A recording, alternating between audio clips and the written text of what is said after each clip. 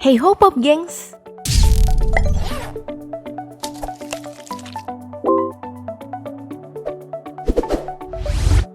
Data BPS tentang kepemilikan mobil di Indonesia menunjukkan kalau ada lebih dari 20 juta mobil yang beroperasi.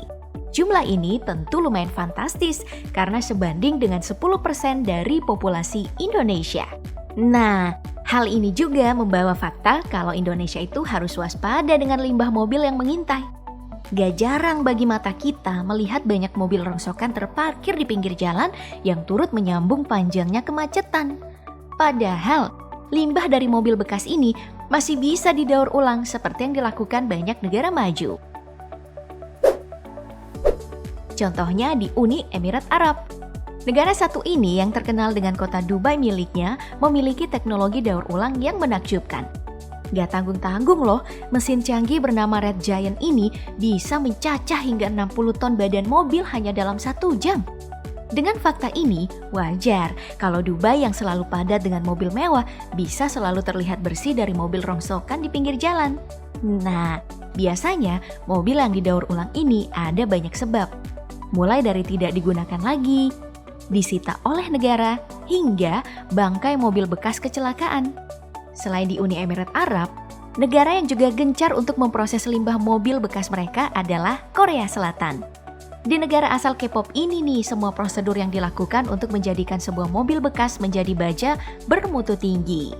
Semua tahapan dimulai dari memisahkan beragam bagian dari si mobil bekas, utamanya untuk bagian yang bisa digunakan ulang. Contohnya adalah kursi, lampu, penutup mesin yang masih mulus, ban, sofa, hingga nomor polisi. Setelah bagian tersebut dibuka, maka pindah lagi ke bagian berikutnya di mesin mobil. Hal pertama yang dicabut adalah air conditioner atau AC, dan berbagai macam peralatan lainnya. Hal paling terakhir yang dibuka, ya tentu saja mesinnya, karena bobotnya itu super berat. Nah, kalau tinggal rangkanya doang, mobil bakal dicabik-cabik menggunakan beragam cara. Mulai dari pakai mesin giling yang buat mobil kelihatan seperti kerupuk. Lalu ada juga yang pakai mesin press yang buat mobil langsung tipis kayak dompet kita-kita. Hui. Terakhir, ada juga cara menghancurkan pakai ekskavator bertangan khusus yang dilanjutkan dengan mesin press.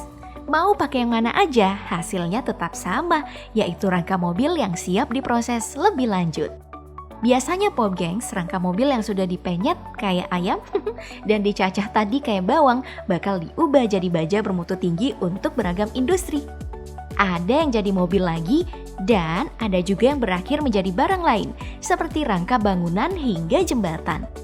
Buat yang kepo lebih jauh dengan proses pembuatan baja, kita udah punya videonya kok yang bisa kamu nonton nanti setelah ini, oke?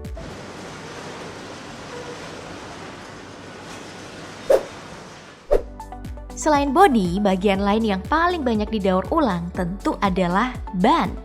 Di Nigeria, ban bekas bahkan memiliki julukan khusus loh, yaitu black gold atau emas hitam. Julukan ini tentu bukan sembarangan julukan, karena pendauran ulang ban bekas di sana itu mendatangkan cuan yang tidak sedikit untuk orang banyak layaknya emas. Kenali nih tokoh di balik julukan tersebut, Ifadolapo Runsewe.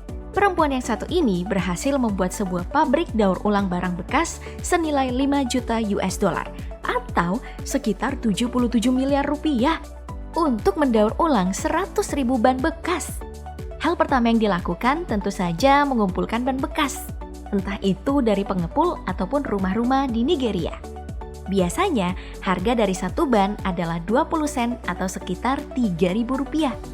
Semua ban yang dikumpulkan ini bakal dipotong ke ukuran yang lebih mudah untuk diproses. Setelah itu, ban yang sudah dipotong akan diubah menjadi bulir ban untuk dipadatkan dalam mesin press. Nah, gulungan ini nih nantinya yang dipotong untuk digunakan sebagai bahan dasar untuk beragam hal. Salah satu yang paling utama adalah untuk menciptakan batako yang lebih terjangkau. Dari gerakan daur ulang ini, ada banyak hal yang kemudian diberikan solusi. Bukan cuma limbah ban yang berserakan, tapi juga membuka lapangan kerja baru. Khusus untuk di Nigeria, pabrik daur ulang milik Runsewe tadi dulunya cuma memiliki 5 orang pegawai. Tapi kurang dari 5 tahun pegawainya itu langsung mencapai 128 orang. Daur ulang ban bekas ini bukan cuma dilakukan di Nigeria. Hal ini juga ngetren loh di negara maju seperti Jerman.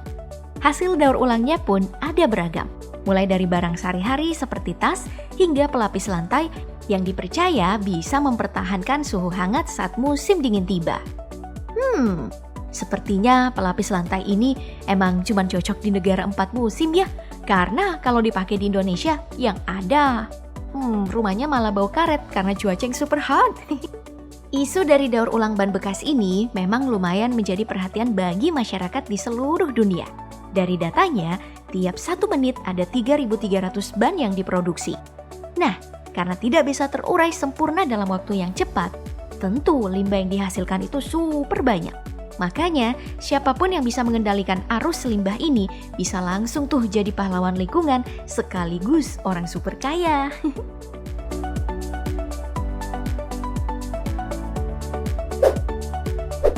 Nah, kalau tadi tuh limbah dari mobil yang sekarang marak dipakai atau yang menggunakan bahan bakar bensin, di masa depan mungkin saja hal ini bakal jauh berbeda. Penyebab utamanya adalah pergeseran tren pasar mobil. Sekarang sudah marak nih pemasaran untuk mobil listrik yang katanya menjawab tantangan zaman.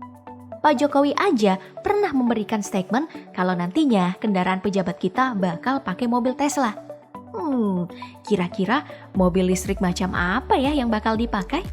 Tapi pertanyaannya ya balik lagi, apa benar mobil listrik bisa menjawab tantangan zaman utamanya persoalan limbah? Nah, ternyata industri mobil listrik juga menghasilkan limbah yang gak kalah banyak loh. Hal ini utamanya datang dari baterai mobil yang sudah tidak bisa digunakan. Dalam waktu jangka panjang, ancamannya adalah beragam, seperti merusak kesuburan tanah, mencemari udara, serta mencampur air tanah dengan zat berbahaya. Jadi, mobil listrik nantinya juga bakal sama buruknya dengan mobil sekarang. Nah, intinya, apapun teknologi yang digunakan tentu bakal menghasilkan yang namanya limbah. Hal yang harus dilakukan tentu bukan menyetop perkembangan teknologi, tapi membuat pengolahan limbah makin mantap. Contohnya, 5 negara berikut yang dianggap sebagai negara paling kece dalam pengelolaan limbahnya. Kira-kira Indonesia bisa nggak ya masuk jadi salah satunya suatu saat nanti? Sebutkan pendapat kamu di kolom komentar dan sampai jumpa di video berikutnya. Bye-bye!